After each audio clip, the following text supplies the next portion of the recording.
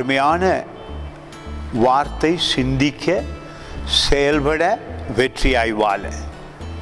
நிச்சயமாக வேதம் பரலோக தேவன் ஆவியினாலே எழுதி இன்றும் அவருடைய பிரசன்னம் வார்த்தைக்குள்ளாய் இருக்கிறது.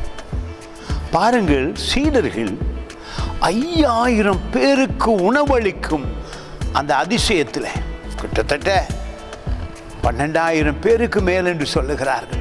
அதிசயம் நடந்திருக்கிறது. ஆனால் யோசித்து பாருங்கள், இருதயத்தில், சீடர்களுடைய இருதயத்தில் அது ஒரு பெரிய அசைவை உண்டு பண்ணாத ஒரு சூழலை பார்க்கிறோம். ஏன்? அவர்கள் அந்த மிரக்கலை குறித்து, அந்த அற்புதரை குறித்து, அவர் செய்த அந்த காரியத்தை குறித்து உள்ளத்திலே ஆழமாய் நினைக்காமல் போனார்கள். ஆனாலும் இந்த நாளிலே இந்த வார்த்தைக்குள்ளாக தேவன் எங்களுக்கு படித்து கொடுக்கிறார். உன் மனதை என்னுடைய வார்த்தையின் மீது வைக்கும் பொழுது, எப்பொழுது சிந்திக்கும் பொழுது அதிசயம் நடக்கும் என்று மார்க் 6ஆம் அதிகாரத்திலே 52வது வசனம் படியாய் சொல்லுகிறது.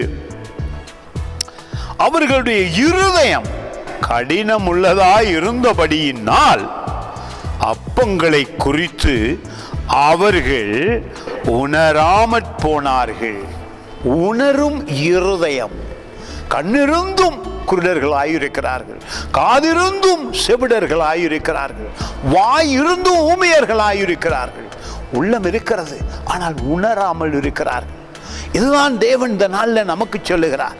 அநேகருடைய உள்ளத்தில் காரியங்களை நினைத்து நினைத்து தியானிக்க மறந்து விடுகிறார்கள்.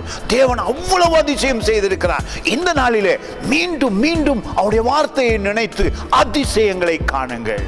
God bless you.